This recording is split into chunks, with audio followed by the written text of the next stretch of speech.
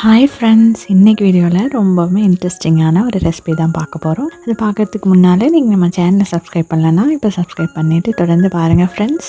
இந்த நியூ இயருக்கு நம்ம வீட்டிலே சூப்பராக கேக் செஞ்சு அசத்திடலாம் அண்ட் ரொம்ப ஹெல்த்தியாகவுமே நம்ம செஞ்சிடலாம். அது எப்படி பண்ணலான்னு பார்க்கலாம் வாங்க.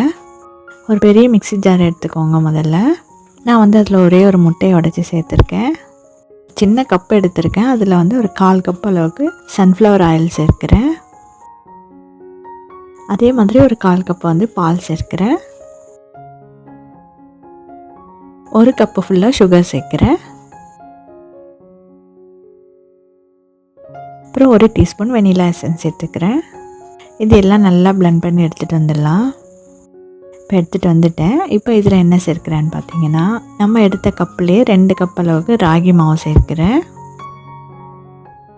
அதிலே 1/4 கப் அளவுக்கு கொக்கோ பவுடர் சேர்த்துருக்கேன். இப்போ இதுக்கு 1/2 teaspoon baking powder, 1/4 teaspoon baking soda, 1/4 teaspoon உப்பு, இது எல்லாமே சேர்த்து ஒன்றா சலிச்சு எடுத்துக்கிறேன்.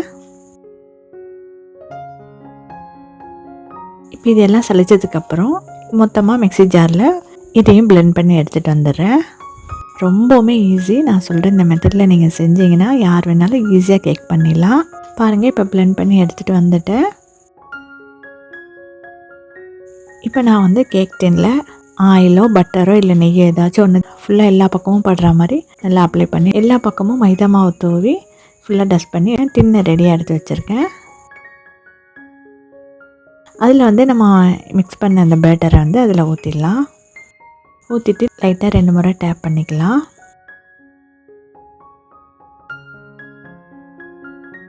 இப்போ நான் இந்த பாத்திரம் வச்சுருக்கேன் பாருங்கள். இதில் கீழே உப்பு சேர்த்துக்கிறேன்.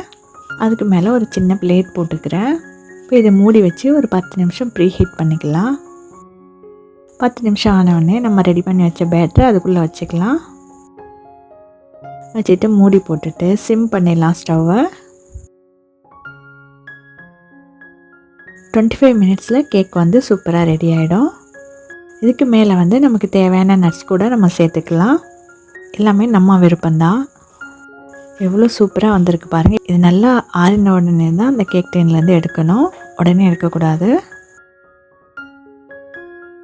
இந்த ஓரங்களை இந்த மாதிரி எடுத்து விட்டிங்கன்னா ஈஸியாக எடுக்க வந்துடும்.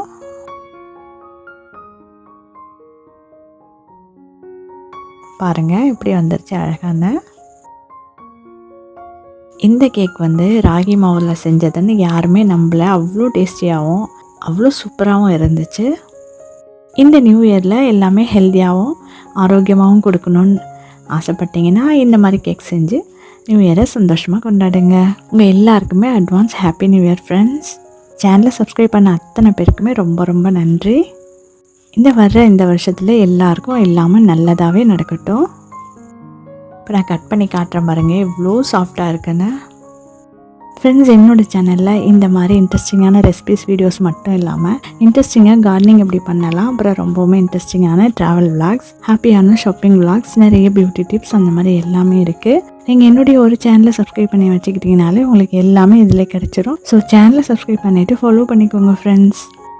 ஓகே ஃப்ரெண்ட்ஸ், இந்த வீடியோ பிடிச்சிருந்தால் சின்னதாக லைக் பண்ணிடுங்க. மறக்காமல் உங்கள் ஃப்ரெண்ட்ஸ் அண்ட் ஃபேமிலிக்கும் ஷேர் பண்ணிடுங்க. இப்போவே சேனலையும் சப்ஸ்கிரைப் பண்ணிடுங்க. நெக்ஸ்ட் ஒரு இன்ட்ரெஸ்டிங்கான வீடியோவில் மீட் பண்ணலாம். Thank you friends. Bye.